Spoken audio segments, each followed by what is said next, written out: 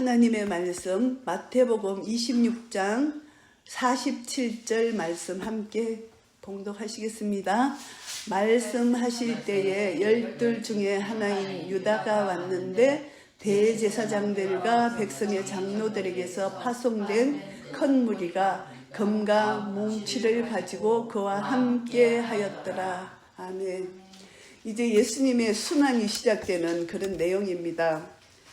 주일날 호산나 찬송을 들으면서 나귀를 타고 예루살렘에 입성하셨고, 첫째 날, 이제 둘째 날 이제 성전을 전하하셨죠. 성전을 전하하시고, 그 다음에 셋째 날 감람산 강화하시고, 그 다음에 넷째 날 수요일은요 기록이 잘 없어요. 수요일은 아마 예수님이 맨 가르치시는 사역했고, 이 대제사장들과 그 종교 지도자들이 예수님을 죽일 계획을 하지 않았나, 이제 그렇게 정확한 기록이 잘 안 나와 있어요. 수요일 날, 넷째 날, 그 다음에 다섯째 날 지난 시간에 예수님이 이제 겟세마네 최후의 만찬하시고, 겟세마네에서 기도하시고, 그 다음에 오늘 여섯째 날인데, 오늘이 이스라엘 달력으로 니산을 14일 저녁에 목요일 밤이죠. 목요일 밤새 예수님이 그 겟세마네 동산에서 기도하시고 밤에 잡혀가신 거예요. 그러니까 이제 니산을 시작하는 그때 이제 새벽에 이렇게 밤사이에 잡혀가신 거예요. 잡혀가 예수님이 이제 일어나 함께 가자, 보라 나를 파는 자가 가까이 왔느니라. 겟세마네 기도하신 후에 예수님이 이렇게 말씀하셨어요. 그렇게 말씀하실 때 12 중에 하나인 유다가 온 거예요. 예수님을 팔려고 이제 대제사장의 또 장로들의 파송한 큰 이렇게 무리와 함께 이제 검을 가지고 몽치를 가지고 예수님을 잡으러 온 거예요. 그래서 가룟 유다가 내가 입맞추는 자가 예수님이다. 그런데 이제 가룟 유다가 예수님께 나와서 랍비어 하는 거예요. 가룟 유다는 주여가 아니에요. 랍비어. 예수님과의 관계가 주님의 관계가 아니에요. 그래서 입을 맞췄습니다. 예수님은 다 아시죠? 예수님 여기서 친구여 합니다. 내가 무엇을 하려고 왔는지 행하라. 그래서 이제 예수님을 이들이 잡으려고 할 때 이제 그 제자 중 하나가, 여기서는 베드로라는 이름이 없는데 베드로가 금을 이렇게 잡아서 그 종의 길을 치잖아요. 예수님께서 금을 도로 집에 넣어라. 금 집에 넣으라는 거죠. 금을 가지는 자는 다 금으로 망한다. 이것은 힘으로 통치하는 세상 나라는 다 망한다는 것을 예수님이 말씀하시는 겁니다. 절대 힘으로는 통치하면 망할 수밖에 없는 것입니다. 이 세상 나라는 주님의 힘이 아니라 인간의 힘으로 통치하기 때문에 결국은 예수님 재림 때 다 망하는 나라인데, 그걸 모르고 자기들이 힘으로 지금 자기들이 이겼다고 생각하고 살잖아요. 예수님이 그렇게 하지 말라는 것입니다.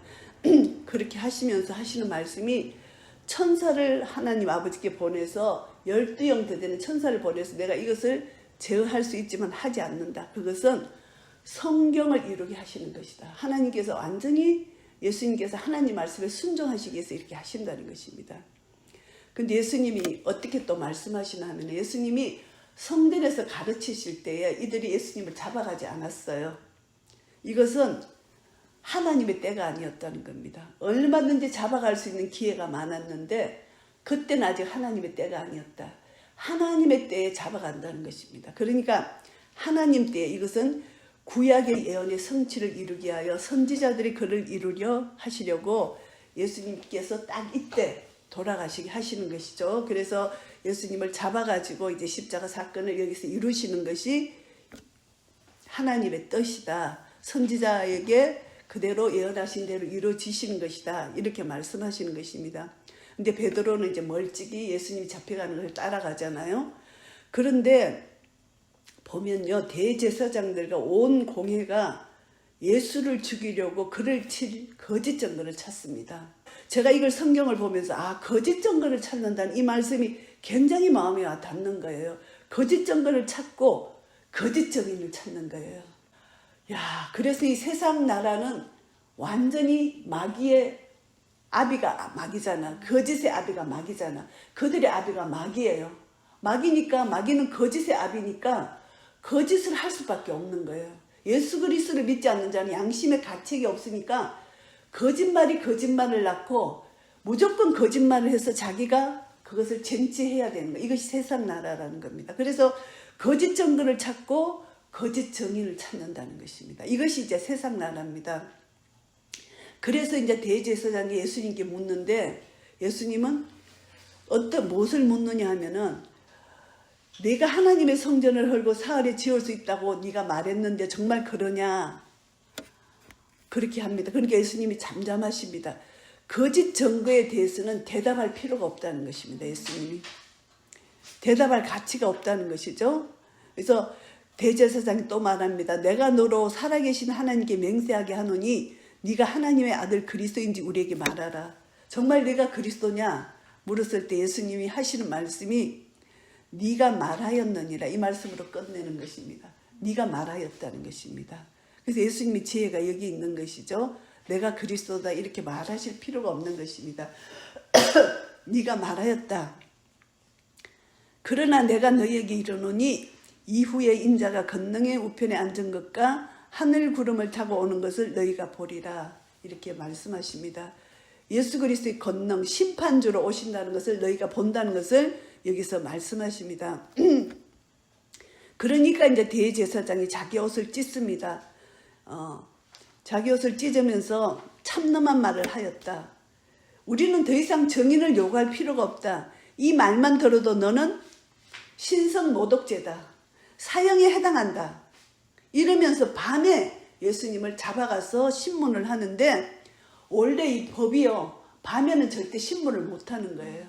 근데 법을 어기고 밤에 예수님이 이미 잡아가서 얼굴에 침 뱉고 주먹으로 치고 손바닥으로 때렸습니다. 이것이 이사야 50장 6절 말씀의 예언이 성취된 것입니다. 제가 잠시 읽겠습니다. 이사야 50장 6절 말씀 성취입니다.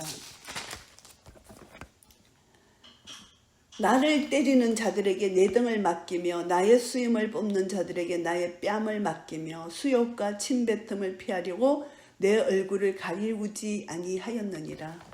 십자가 지시기 전에 이런 사건이 이미 이사야 선지자가 예언을 하신 거예요. 그래서 예수님은 선지자 예언대로 그대로 고난을 받으시는 겁니다. 그래서 이제 그들이 말합니다. 그리스도야, 우리에게 선지자 노릇을 하라. 너를 친 자가 누구냐 하더라. 이것은 무슨 말인가 하면은, 이렇게 보면 이해가 안 되는데, 마가복음 14장 65절 말씀을 보시면은 예수님 눈을 가렸어요. 눈을 가렸기 때문에 예수님을 때리는 자가 누군지를 눈을 가렸으니까 인간인이면 모를 거 아닙니까? 그런데 너가 정말 그리스도면, 너가 정말 메시아면은 너를 때린 자가 누군지 말하라, 이런 뜻입니다. 신적 능력을 우리에게 보여보라. 눈을 가려서 보이지 않는데 신적 능력을 보여라. 이렇게 예수님을 조롱합니다. 그래서 이들은 이제 예수님이 나는 그리스도다, 나는 죽고 3일 만에 부활한다, 벌써 3분이나 말씀하셨잖아요. 그러니까 이들은 그것도 이해를 못하지만 제자들도 이해를 못했잖아요. 그때 정말 메시아인가? 메시아면 정말 너가 한번 해봐라, 조롱을 하는 것입니다. 그런데 이제 베드로는 계속 이제 주님을 사랑하니까 멀찍이에서 주님이 어떻게 되느냐 이렇게 보고 있습니다.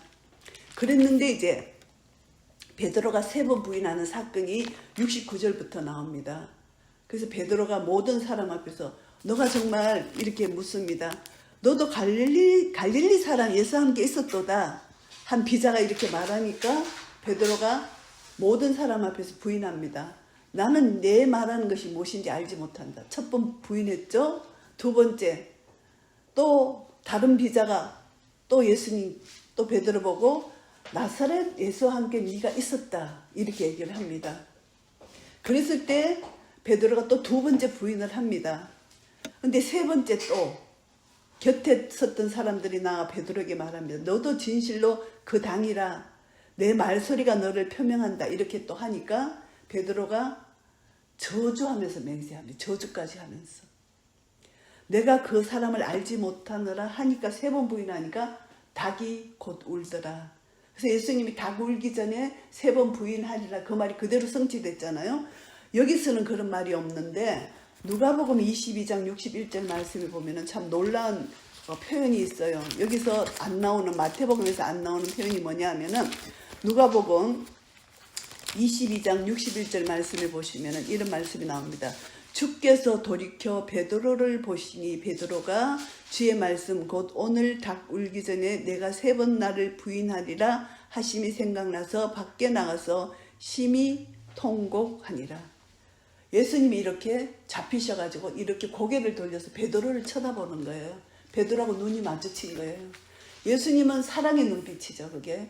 그래서요, 하나님은요, 하나님은 끝까지 회개하도록 기회를 주시는 것입니다. 우리로 하여금 하나님이 회개할 기회를 주시려고 계속해서 우리 믿는 자에게 기도하게끔 자꾸 이렇게 한편으로 보면 세상이 어지러운 것 같지만 회개할 수 있는 기회를 주시는 하나님의 사랑이에요. 그래서 얼굴을 쳐다보고 눈과 눈이 마주치니까 베드로가 그 말씀이 생각나서 심히 이제 통곡하고 회개를 하는 것이죠. 그래서 예수님 네가 3번 나를 부인하리라 한 말이 생각이 나서 밖에 나가서 심히 통곡했다. 이것은 회개입니다. 하나님은요, 우리가 실패할 때마다 회개할 기회를 주시는 거예요. 이것이 너무너무 감사해요. 회개할 기회를 주시고 우리를 심판하시지 회개할 기회도 없이 그냥 심판하시지 않으세요. 그래서 하나님의 사랑은 참 놀라우신 사랑이다. 그래서 우리가 어떤 일을 당하기 전에 이렇게 기도를 하고 하나님 뜻이 무엇인가 이렇게 생각을 해보면은 회개할 기회를 주시는 거예요, 우리에게. 그래서 요번에 이제 제가 큐티 말씀이 시편 119편 큐티 말씀을 추가하면서 말씀이 나를 살리는데 내가 지금까지 예수님 믿고 지내온 인생 가운데서 말씀이 그때그때마다 말씀이 나를 살린 것이 이렇게 스쳐가면서 야, 그래서 말씀을 많이 암송해야 되구나. 그걸 다시 한번 깨달았어요. 믿음이 연약할 때도 알고 있는 말씀을 붙드는 거예요. 두려워하지 말라 내가 너와 함께 함이니라. 이사야서 41장 9절 말씀을 뉴저지에서 한국 갈 때 그때는 이제 집이 안 팔려가지고 우장로는 남기 입고 우리만 갔거든요. 애들 학기 시작할 때 우리는 먼저 한국 갔는데 그때 너무너무 남편 두고 가니까 언제 헤어지는 것 같기도 하고 그런데 이사야 그 말씀을 딱 주시는데 하나님 컨펌을 시켜주세요. 나에게 주시고 또 신방 오신 전도사님을 통해서 컨펌을 시켜주세요. 그리고 한국에서 이제 또 이게 미국 다시 올 때 우리 다 안 간다 그랬어요. 그리고 내가 40일 작전 기도를 하고 했는데 하나님 응답을 받았어요. 시편 121편으로 내가 산을 향하여 눈을 들리라. 나의 도움이 어디서 올고 나의 도움은 천지를 만드신 하나님께로다. 너의 출입을 지금부터 영원까지 지키신다. 그 말씀을 주시는 그 말씀을 내가 새벽 기도 가려고 일러놨는데 우리 집이 옛날에 도곡 아파트 서린 아파트인데 그 앞에 산이 있어요. 매봉산인가 무슨 대모 뭐 산이 있는데 산에 그 새벽 기도 가는 그 시간에 테너 소리로 찬송가 73장 내 눈을 들어 두루 살핀 이 찬송이 있거든. 시편 121편 찬송이야. 그 찬송이 들리는 거예요. 이상하다. 이 새벽에 누가 이 찬송을 부르나? 나는 지금까지 정말 사람이 불렀는지 성령님 천사가 불렀는지 나는 모르겠어. 아직도 그 새벽에 크게 테너로 들리는 거예요. 그 말씀을 시편 121편으로 제가 이제 받아서 알고 있었는데 또 미국 가려는데 우리 아들 전도사님이 신방 와서 이 말씀을 주시는 거예요. 컨펌이 됐죠? 근데 이제 이 LA 오자마자 삼성 주재원으로 파나마 있던 사람이 한국 가면서 우리 집에 잠시 들렀는데 시편 121편 이거 저거 판 내리는 거 있죠? 저거 2개 이거는 시편 105편이고 저거는 시편 121편 저거를 딱 너의 출입을 지금부터 영원까지 지키시 그걸 딱 갖고 온 거예요. 제가 얼마나 놀랐는지 하나님께서 이렇게 컨펌을 시켜주시는데 걱정하지 말고 하나님 말씀을 의지해서 왔거든요. 왜냐하면 그때 막 LA 지진도 나고 막 그랬었거든요. 근데 하여튼 우리는 말씀을 믿고 의지하면은 하나님께서 믿음대로 된다는 것이죠. 믿음대로 된다는 것이죠. 조금 더 의심치 말고 그대로 믿으면 하나님은 모든 것을 주관하시는 주인이시기 때문에 얼마든지 여기서 고치시는 거예요. 내 믿음대로 하나님 바꾸시고 다 하신다는 겁니다. 그래서 네 믿음대로 되라. 이 산을 들어서 바다에 던져내도 네가 의심치 않고 믿으면 그대로 된다는 것입니다. 그래서 그대로 말씀이 이루어진 거예요. 그걸 묵상하면서 너무너무 감격돼서 그 외에도 이야기들이 많지만 큰 사건들, 내가 믿음이 연약할 때 일어났던 일들, 지금은 이제 믿음이 점점 성장하면서 그때마다 주님이 저에게 말씀을 주시고 이제 찬송이어서 또 전도할 때도 이제 사도행전 1장 8절 말씀을 주시고 이사야 61장 말씀을 주시고 여러 가지 말씀 주신 거 많지만은 그 두 가지 사건은 정말 큰 옮기고 이사할 때 그런 사건 속에서 컨펌을 시켜주시는 이 말씀을 주셨어요. 그래서 이 말씀의 능력이 너무너무 중요하기 때문에 우리가 마지막 때는 이 말씀을 붙들지 않으면 우리 넘어질 수밖에 없다는 것입니다. 근데 베드로도 예수님 말씀하시기 생각이 난 거예요. 생각이 안 났으면 해결을 못해요. 근데 성령님께서 우리를 사랑하셔서 말씀이 생각나게 해주시는 거예요. 그때 우리가 힘들고 어렵고 고난 가운데 하나님이 나에게 주신 말씀이 생각나면은 우리는 승리할 수가 있어요. 말씀이 생각나지 않으면은 회개할 수도 없고 우리는 붙들 수도 없잖아요. 예수님을 의지할 수도 없잖아요. 근데 했던 말씀, 내가 그동안 암송했던 말씀, 내가 이 말씀이 참 내가 경험했던 말씀, 이런 말씀들이 있으면은 다시 그 말씀 속에 내가 들어가면은 예수님과 인격적으로 교제를 하잖아요. 그러면서 다시 한번 회개할 수 있고 일어날 수 있는 힘과 능력이 생기는 거예요. 그래서 말씀이 너무너무 중요한데 예수님 말씀이 생각난 거예요. 베드로가. 이게 얼마나 은혜적인 은혜인지 몰라요. 이 말씀이 생각나지 않았다면 베드로는 여기서 끝나는 거예요. 근데 하나님께서 이 베드로를 사랑해 주셔서 예수님이 하셨던 말씀이 생각나서 회개할 수 있는 은혜를 주신 거예요. 그래서 베드로가 이제 회개를 하고, 그런데 이제 27장까지 오늘 하는데요. 보면은 새벽에 이제 모든 대제사장과 백성의 장로들이 예수를 죽이려고 함께 의논하고 이제 결박해서 총독 빌라도에게 넘겨줍니다. 밤새 이제 예수님을 신문한 거죠. 이거는 불법입니다. 그런데 이제 그때 예수를 판 유다가 이제 예수님의 정죄됨을 보고 스스로 뉘우쳤습니다. 스스로 뉘우쳐 은30을 대제사장들과 장로들에게 도로 갖다 줍니다. 자기가 후회했다는 거. 내가 예수님 파는 것 내가 잘못했다. 인간에게 도로 갖다 주는 것이 내가 잘못했다. 내가 무지한 피를 팔고 죄를 범했다. 인간한테 가서 말하니까 인간이 뭐라고 말을 하느냐. 그거 우리하고 상관이 없다. 네가 당하라. 그 죄는 네가 당하라. 야, 이 말씀 보세요. 자기들끼리 모임을 해놓고는 이제 딱 그런 상황이 터지면은 나는 모른다. 네가 다 덮어서라. 이게 인간이에요. 그러니까 이 가룟 유다가 정말 자기가 잘못했으면 하나님께 나와서 회개를 했어야 됐는데 인간 생각으로 인간한테 가서 후회를 하면 아무 소용이 없다는 거예요. 가룟 유다는 말씀이 없었고요. 하나님, 예수님이 자기 주가 아니었어요. 인격적인 관계가 없었어요. 정말 예수님이 주였다면은 예수님이 하셨던 말씀을 붙들고 회개했을 텐데 말씀이 하나도 없는 거예요. 그리고 인간한테 가서 자기가 잘못했다. 내가 후회한다. 아무 소용이 없는 거예요. 그래서 인간과의 관계 속에는 아무리 후회하든 땅을 치고 후회해도 아무 소용이 없다.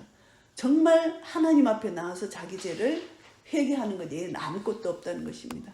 그래서 유다가 오늘 성소에 던지고 물러가 스스로 목매어 죽는 거예요. 자살밖에 없는 거예요.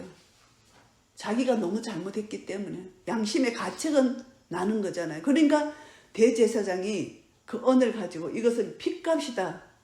성전고에 넣어두지 마라. 거룩한 성전고에 넣어두지 말라. 이렇게 말하는 것입니다.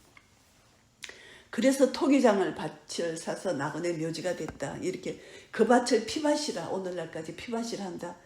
그대로 예언이 성취됐는데 에레미야가 이제 토기장 얘기를 했고 에레미야 18장, 에레미야 31장 이래 있는데 그것은 정확한, 오늘 이 예언이 더 정확한 것은 스가랴 11장 13절 말씀이에요. 여호와께서 내게 이르시되 그들이 나를 헤아린 바 그 준가를 토기장에게 던지라 하시기로 내가 곧 그 은 30을 여호와의 전에서 토기장에게 던지고, 토기장이 마치 은 30전을 던졌다. 이 말씀이 정확하게 예언이 성취가 된 것입니다. 그래서 마태는 에레미야로 이렇게 에레미야 말씀이 이루어졌다 하지만, 이제 마태는 여러 가지 성경 속에서 이제 에레미야 선지자의 그 말씀도 기억하고 했지만, 더 정확한 것은 스가랴 11장 13절에 더 정확한 말씀이 나오고요. 토기장의 밥값으로 주었으니 이는 주께서 내게 명하신 바와 같으니라. 말씀 그대로 이루어진 것입니다. 그래서 이제 예수님이 총독 앞에 서고 총독이 묻습니다. 유대인의 왕이냐? 예수님한테 물었을 때 예수님이 내 말이 옳다. 유대인의 왕입니다. 예수님은 만왕의 왕이고 만주해 주시잖아요. 또 대제사장들과 장로들에게 고소를 당하되 아무 대답도 아니하시고 빌라도가 말합니다. 저희가 너를 쳐서 얼마나 많은 것으로 전가하는지 듣지 못하느냐. 그런데 예수님 한마디도 대답 안 하십니다. 총독이 굉장히 이상히 여기는 거죠. 그래서 명절을 당하면 이제 제수 하나를 놓아주는 전례가 있는데, 그때 바라바라 하는 유명한 제수가 있었다고 하는데, 그래서 이제 저희들이 모였을 때 빌라도가 묻습니다. 내가 누구를 너에게 놓아주기를 원하느냐 했을 때, 바나바냐 그리스도라 하는 예수냐 이렇게 묻잖아요. 그랬을 때 저가 그들의 시기로 예수를 넘겨준 줄 알미라. 알고 총독이 재판 자리에 앉았을 때 그 아내가 사람을 보내요. 저 사람은 죄가 없다, 아무 죄가 없다 이렇게 알려주는데도, 오늘 밤 꿈에 내가 그 사람을 위해 애를 많이 썼다 하는데도 이 총독은 어떻게 할 줄을 모르는 거예요. 둘 중에 누구를 너에게 놓아주기를 원하느냐. 그렇게 백성들을, 군중을 조려하는 거죠. 바라바라 하니까 빌라도가 말합니다. 그러면 그리스도 하는 예수를 내가 어떻게 하냐 하니까 십자가에 못 박아라. 십자가에 못 박혀야 한다. 이렇게 부르짖습니다. 그런데 참 놀라운 것은요. 27장 25절에 보면요. 그 전에 빌라도가 나는 무죄하니 이 죄를 너희가 당하라 하면서 죄를 유대인한테 넘기잖아요. 그랬더니 유대인이 그것을 받아가지고 그 피를, 예수님의 피를 우리와 우리 자손에게 돌릴지어다. 이렇게 해서 바나바는 저에게 놓아주고 예수님이 채찍질하고 십자가에 못 박히게 넘겨주잖아요. 이 죄값이요, AD 70년에 예루살렘이 멸망당했잖아요. 당하고 이스라엘은 디아스포라로 흩어졌잖아요. 그리고 600만 명의 이스라엘이 학살당했어요. 이것이 성경 말씀이 그대로 예언됐어요. 그러니까 이 영화가 나올 때 이스라엘 백성들이 그 이스라엘 600만 학살대가 성경과 연결하면 이들이 완전히 알러기 반응을 일으키는 거예요. 성경 말씀대로. 그러니까 이들이 얼마나 악독했으면 죄값을 자기들이 받아야 되는데 후손들에게 넘긴 거예요. 이 죄값이 엄청 큰 죄값인지를 알지도 못하고 우리 후손에게 이 핏값을 돌리라. 이야, 600만이 학살당하는 이런 엄청난 죄를 범한 거예요. 이런 예수님의 십자가 사건을 통해서 그 피가 유대인에게 돌아갔어요. 그러나 하나님은 약속하신 대로 이 말씀을 응하게 하여 끝까지 이제 유대인들을 회개하고 돌아오도록 기다리시죠. 1대1로 부어는. 그러나 민족적으로는 이렇게 600만의 학살, 이런 엄청난 이제 죄를 범인은 심판을 받게 된 것입니다. 그리고 이제 27절부터 이제 예수님이 십자가에 달리는 사건인데요. 총독의 군병들이 예수를 데리고 관전 안으로 들어가서 온 군대를 그에게 모읍니다. 그래갖고 이제 예수님의 옷을 벗기고 홍포를 입혀요. 왕이 입는 옷이에요. 근데 이들이 왜 홍포를 입혔냐 하면은 예수님을 조롱하려고. 가시면류관, 면류관은 왕이 쓰는 거잖아요. 예수님을 조롱하려고. 그리고 머리에 가시면류관을 씌우고 갈대를 오른손에 들는데 홀, 왕이 가지는 홀, 갈대를 가지고 홀을 만들었어요. 왕의 홀이죠. 그리고 이들이 예수님 앞에 무릎 꿇고 희롱해서 유대인의 왕이여 평안할지어다. 이것은 이들이 조롱하려고 했지만 실제 왕의 모습이 갖춰진 거예요. 하나님은 이렇게도 왕이라는 것을 드러내시는 거예요. 근데 여기서 보면 우리 영적으로 보면요. 이 홍포는 죄를 상징합니다. 그리고 이제 이사야서 우리가 53장 잠시 보시면은 예수님이 우리 죄 때문에 십자가에 달려 돌아가셨잖아요. 그래서 홍포가 죄를 상징하는데 예수님이 십자가에 달리신 이 사건이 어떤 사건이냐면은 이사야서 53장 5절 6절 제가 봉독합니다. 그가 찔림은 우리의 허물을 인하며 그가 상함은 우리의 죄악을 인함이라. 그가 징계를 받음으로 우리가 평화를 누리고 그가 채찍에 맞음으로 우리가 나음을 입었도다. 우리는 다 양 같아서 그릇 행하여 각기 제 길로 갔거늘 여호와께서는 우리 무리의 죄악을 그에게 담당시키셨도다. 우리 허물과 죄악 때문에 예수님은 징계를 받고 채찍을 맞았다. 이것을 여기서 나오잖아요. 이것을 보면 홍포를 입혔다. 이것은 죄를 상징한다고 볼 수가 있습니다. 이것이 마태복음 8장 17절에 모든 질고를 짊어지시면 몸에서 오는 우리 몸에서 나오는 질병, 이 모든 그가 채찍에 맞으면 우리가 나음을 입었다. 이 모든 질병을 예수님이 다 짊어지셨다는 것이죠. 그러니까 죄의 저주, 우리 질병도 죄의 저주예요.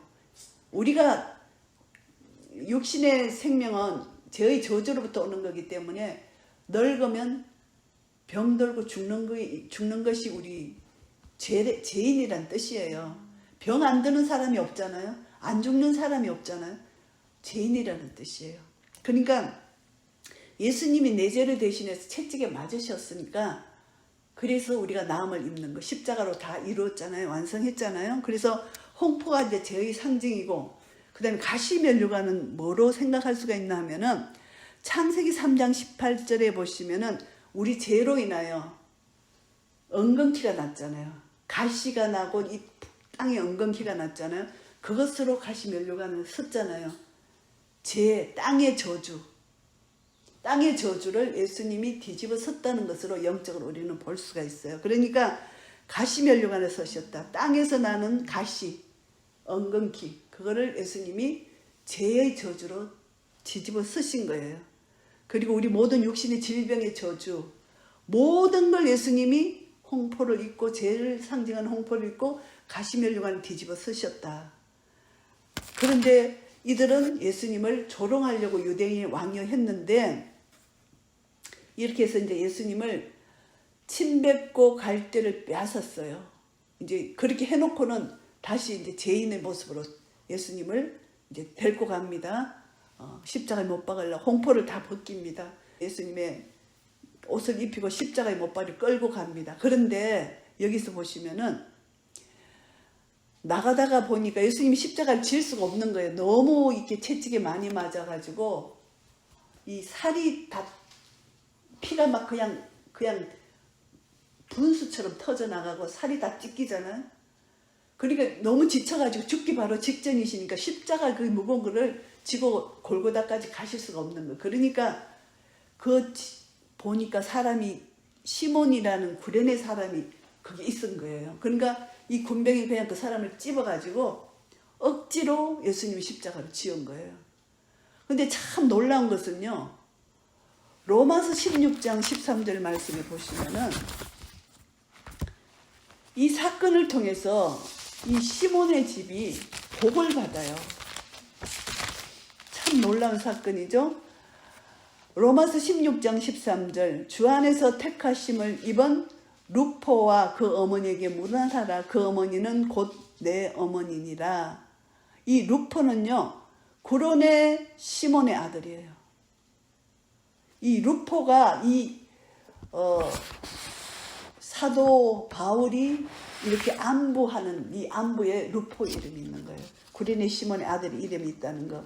이것은 참 놀라운 것이죠. 그러니까 억지로 이렇게 십자가를 지게 했는데 이것이 축복이라는 것이죠. 그래서 우리도 하나님 말씀에 내가 하기 싫지만 내가 억지로라도 순종하면은 하나님이 이 믿음에 복을 주신다는 것입니다. 그래서 이 믿음의 복을 루포, 이 구레네 시몬의 아들 루포, 그 믿음이 계승됐다는 것을 우리 여기서 알 수가 있습니다. 그래서 십자가를 짐으로 하나님이 그대로 버려두지 아니하시고 그대로 복을 주셨다는 것, 이것이 참 놀라운 하나님의 은혜입니다. 그래서 루포가 이제 구레네 아들이 루포가 이렇게 복을 받은 사건이 여기서 나오는 것입니다. 그리고 이 루포가요, 마가복음 15장 21절에 또 나옵니다. 잠시 제가 읽겠습니다. 마침 알렉산더와 루포의 아비인 구레네 사람 시몬이 시골로 와서 지나는데 저희가 그를 억지로 같이 가게 하여 예수의 십자가를 진다. 그러니까 이 루포라는 이름이 정확하게 로마서 16장 13절 말씀이라는 것이 여기서 증거하는 거예요. 그러니까 성경을 여기저기서 보면 루포가 왜 구레네 사람 시몬의 아들이냐 했는데 여기서 딱 증거를 하는 거예요. 그러니까 루포는 구레네 사람 시몬의 아들이 맞다. 이것이 증거가 됐습니다. 그래서 이제 이렇게 믿음의 복을 받았다는 것이죠. 그리고 이제 예수님이 이제 십자가 지시러 갔는데 십자가를 못 박은 후에 이제 그 옷을 뽑아 나누는 것이 시편 22편 18절 말씀이 그대로 성취가 되는 것입니다. 그리고 이제 거머리 위에는 유대인의 왕 예수라는 제패를 섰는데요. 참 놀라운 것은 세 나라의 언어로 적힌 거예요.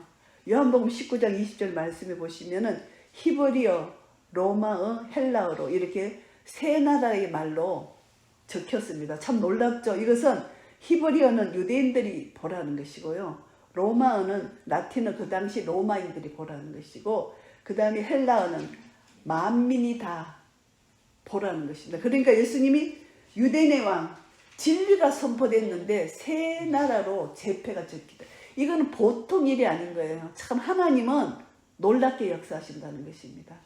예수님은 만왕의 왕으로 오셨잖아요. 그러니까 세 나라, 온 땅의 언어를 통일이 안 됐지만 언어를 동원하셔서 예수님은 왕이시라는 것을 선포하는 그런 사건이 된 것입니다.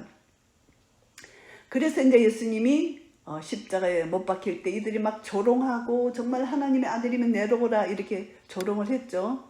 근데 예수님이 이제 십자가에 못 박히신 사건이 보면은 45절부터 보시면 제6시로부터 온 땅에 어두움이 임하여 제9시까지 계속했다. 마가복음 15장 25절에 보시면은 예수님이 십자가에 못 박히는 그 시간이 제3시예요.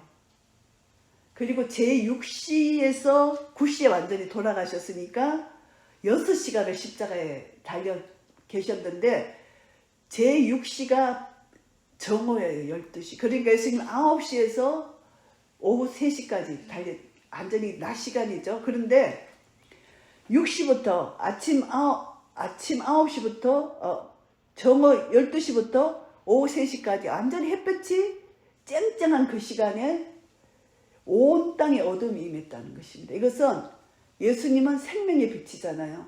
빛으로 오셨잖아요. 참빛으로 오신 예수 그리스도. 빛이 없어졌다는 것입니다. 그것을 상징하는 것이에요. 빛이 없으면요, 우리 영적으로 우리 영혼은 깜깜한 상태라는 것이. 이 어둠이 출애굽장의 그 출애굽의 10가지 재앙 중에 하나가 어둠 재앙이잖아요. 예수 그리스도가 없는 상태는 어둠이라는 것입니다. 우리 영적 상태가 내 속에 예수 그리스도가 없으면 완전히 깜깜한 어둠의 상태예요.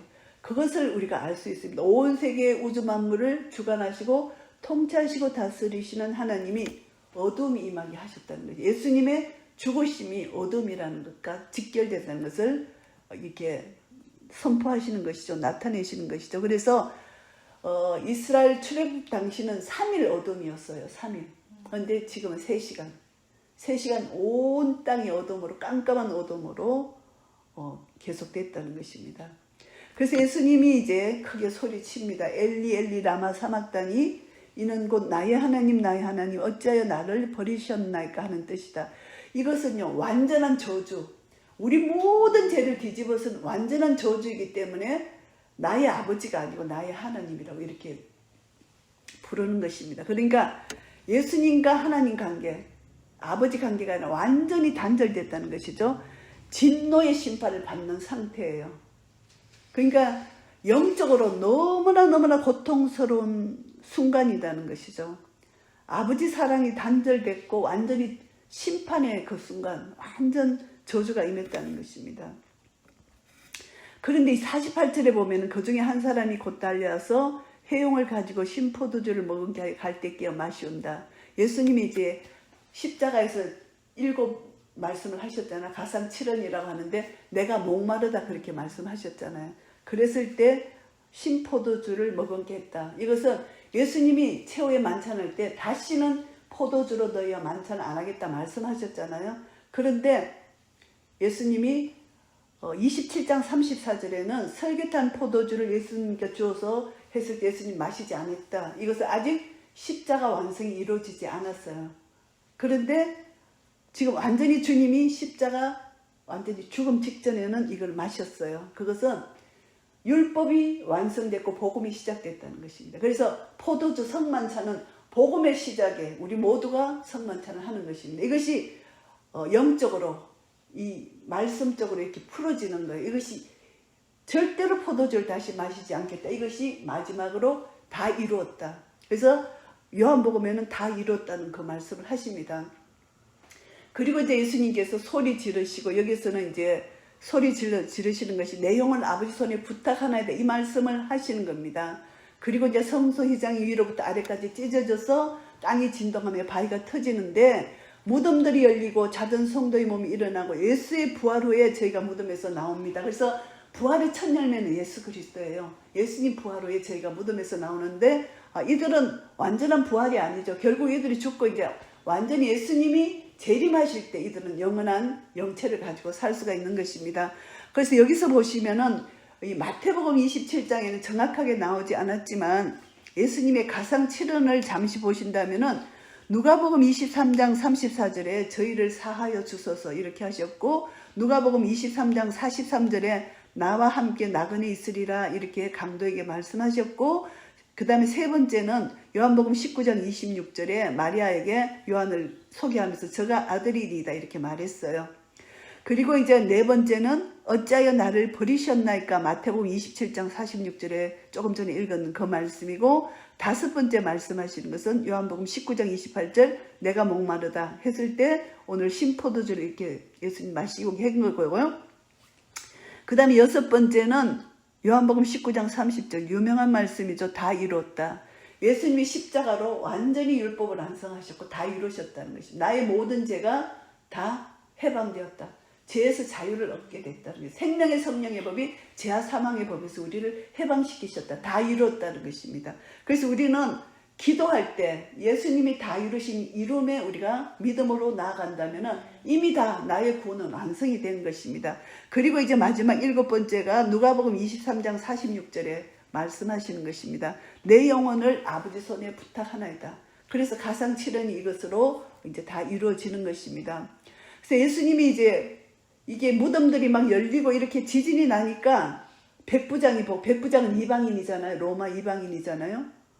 두려움이 온 것입니다. 이 세상의 변화를 보면서 지진을 보면서 두려워하니까 진실로 하나님의 아들이었도다 이렇게 고백을 합니다. 이방인이 유대인은 그냥 예수님을 십자가에 못 박고 죽었지만 이 대제사장과 장로들은 기득권을 더 중요시 여기는 거예요. 기득권. 이것을 예수님을 그대로 살려두면 자기들이 기득권이 뺏기니까. 이제 여기서 예수님이 돌아가셨는데 이제 예수님을 사랑하는 막달라 마리아, 야고보와 요셉의 어머니 마리아, 세베대 아들들의 어머니 이렇게 예수님 이제 죽으신데 이렇게 갑니다. 그런데 저물었을 때 아리마대 부자 요셉이라 하는 사람이 왔는데 그도 예수님의 제자입니다. 이 요셉이요, 아리마다 부자 요셉이 예수님의 시체를 빌라도에게 달라 해가지고 예수님의 시체를 이제 장사하는 그런 내용인데요. 이사야서 53장 9절에서 12절 예언 말씀이 성취가 되는 것입니다. 제가 잠시 읽겠습니다. 봉독합니다. 이사야서 53장 9절에서 12절입니다. 그는 강포를 행치 아니하였고 그 입에 괴사가 없었으나 그 무덤이 악인과 함께 되었으며 그 묘실이 부자와 함께 되었도다. 이것이 예언이 그대로 성취가 된 것입니다. 그래서 이제 예수님의 시체를 그 당시에 달라 하는 것은 굉장한 위험한 거예요. 자기 생명을 내놓는 그런 천국입니다. 그런데 이 요셉은 예수님을 그만큼 사랑했기 때문에 위험을 무릅쓰고 예수님의 시체를 받았는데 제가 이 말씀을 묵상하면서 요한일서 말씀이 생각이 나는 거예요. 요한일서 4장 18절 19절 말씀 제가 봉독합니다. 사랑 안에 두려움이 없고 온전한 사랑이 두려움을 내어 쫓나니 두려움에는 형벌이 있음이라. 두려워하는 자는 사랑 안에서 온전히 이루지 못하였느니라. 우리가 사랑하면 그가 먼저 우리를 사랑하셨음이니라. 예수님을 사랑했기 때문에 자기 생명의 위협 앞에서도 그것은 상관하지 않고 그냥 주님 앞에 주님의 시신을 완전히 모시려는 이 마음, 이것이 주님을 사랑하는 마음입니다. 그래서 사랑은 두려움을 내어 쫓는다는 것입니다. 그래서 우리가 이 마지막 때 정말 주님을 사랑하는 자는 계시록 우리가 말씀을 계속 제가 강조를 하는데요. 계시록 12장 11절 말씀, 여러 형제가 어린 양의 피와 자기 증거하는 말을 인하여 저를 이기었으니 그들은 죽기까지 자기 생명을 아끼지 아니하였도다. 자기 생명을 아끼지 아니하고 예수님을 사랑했다는 것입니다. 예수님의 어린 양의 피를 경험했고 자기들의 증거하는 말, 자기가 하나님 자녀의 정체성이고 자기가 이 생명의 계명의 말씀을 인하여 그것을 가지고 승리한 그 말씀들이 있는 것입니다. 그래서 계시록 14장 12절 말씀, 성도들의 인내가 여기 있나니 저희는 하나님의 계명과 예수 믿음을 지키는 자니라. 말씀이 없이는 인내할 수가 없고 말씀이 없이는 이 예수님의 믿음을 지킬 수가 없다는 것, 이것을 다시 한번 강조합니다. 그러니까 결국 이 아리마대 부자 요셉 그리고 많은 믿음의 선진들을 삶을 보면은 베드로도 회개했다는 이것을 보면은 말씀이 있었다는 것입니다. 말씀이 없이는 안 된다는 것입니다. 그리고 말씀과의 속에서 주님을 사랑하는 사랑의 관계가 있어야 된다는 것입니다. 그것이 중요한 것이고요. 그래서 이제 저들이 예수님을 십자가에 못 박고 이제 장사했는데 이들이 가만히 생각하니까 살았을 때 예수님이 했던 말이 생각이 나는 거예요. 내가 살아서 사흘 후에 다시 살아난다. 이 말씀이 이들에게 기억이 난 거예요. 그러니까 이들이 무덤을 굳게 지키라 이렇게 명령을 한 거예요. 그렇게 빌라도가 너에게 파수꾼이 있으니 가서 힘대로 굳게 무덤을 지키라 이렇게 말을 합니다. 그런데 아무리 이들이 무덤을 굳게 지킨들 예수님이 부활하시잖아요. 그러니까 이것을 보면 예수님의 부활을 더 확실히 증거하는 거예요. 그들이 밤새 지켰지만 눈을 뜨고 지켰지만 예수님이 부활하셨다는 것이 더 확정되는 겁니다. 이런 사건이. 그래서 오늘 말씀을 정리하겠습니다.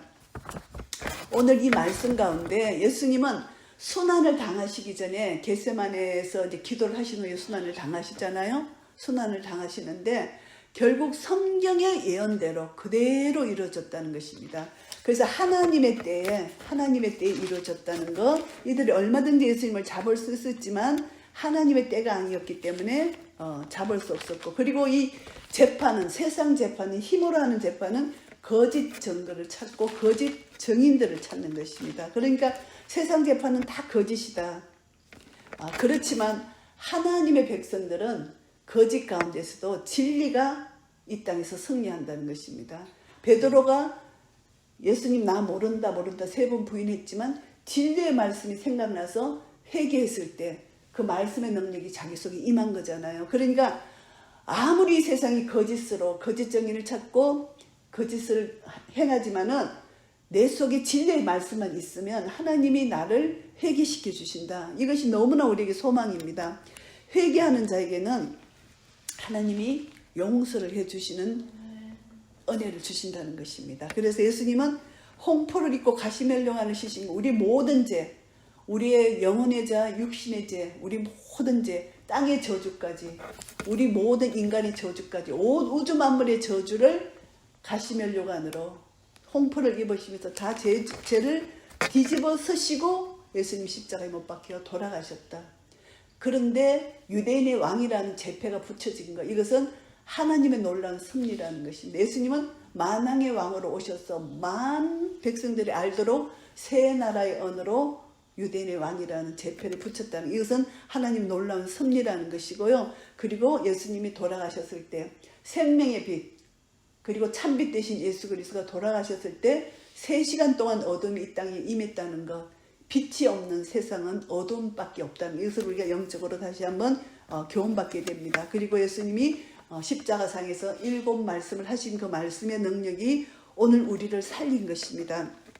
예수님의 입에서 나가신 한 말씀이 그대로 땅에 떨어지지 않고 그대로 이루시는 주님의 말씀입니다. 그래서 시편 22편 27절 말씀에 보시면은 열방의 모든 족속이 주의 앞에 경배하리니 이 말씀이 있습니다.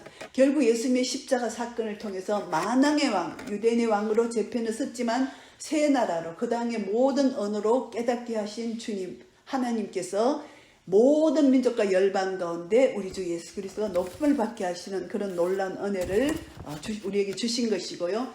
아무리 무덤을 굳게 지킨들 예수님은 부활하실 수밖에 없는 하나님의 권능을 나타내 보여주셨다는 것입니다. 그래서 이 말씀 가운데 우리는 모든 땅에서 오는 저주, 우리 모든 죄의 저주를 뒤집어 쓰시고 다 이루신 예수 그리스도의 십자가 사건을 통해서 이미 우리는 모든 삶의 문제가 해결됐습니다. 그래서 우리가 이사야서에서 나오는 53장 말씀처럼 그가 찔림은 우리의 허물을 인하이고 그가 상하면 우리의 죄악을 인함입니다. 그가 징계를 받음으로 우리가 평화를 누리고 그가 채찍에 맞음으로 우리가 나음을 입었습니다. 이 모든 것, 우리의 원죄와 우리 자범죄, 우리 모든 질병, 우리 모든 삶의 문제가 예수님의 십자가로 다 이루신 사건으로 완성이 되었습니다. 그러니까 우리는 이 세상 살 동안 어떤 문제 앞에 어떤 어려움 앞에 한탄하고 뭐 할 것이 아니라 주님이 이루신 이 다 이뤘다에 믿음으로 나아가서 주님 다 이루지 않으셨습니까? 십자가로 완성하셨지 않습니까? 내가 이 십자가의 주님 십자가 사건에 나도 함께 죽었고 함께 나도 부활했고 지금 나는 하나님 보좌 우편에 앉아있는 나의 모습을 지금 생각합니다. 그래서 주님 앞에 감사와 찬양밖에 드릴 것이 없는 겁니다. 그래서 우리가 어떤 상황 앞에서도 참 예배자를 지금 주님이 찾고 계시는데 눈물 흘리고 한탄하는 것이 아니라 참 예배자를 찾으신 하나님 앞에 이것은 잠시예요. 세상은 잠시고 보이지 않는 것은 잠시고 보이는 것은 잠시고 보이지 않는 것은 영원한 것입니다. 하나님이 우리에게 원하시는 것이 참 예배자예요. 감사 찬송으로 주님을 찬양하는 것입니다. 그래서 우리가 어디에 있든지 어떤 상황과 형편에 있든지 내 마음을 다하여 힘을 다하여 정성을 다하여 하나님의 하나님 되신 예수 그리스도의 그 사랑 십자가의 영원한 사랑을 찬양할 때 하나님은 우리를 통하여 영광을 받으실 것입니다. 이런 은혜가 우리 모두에게 있으시기를 예수 그리스도 이름으로 축복합니다. 아멘.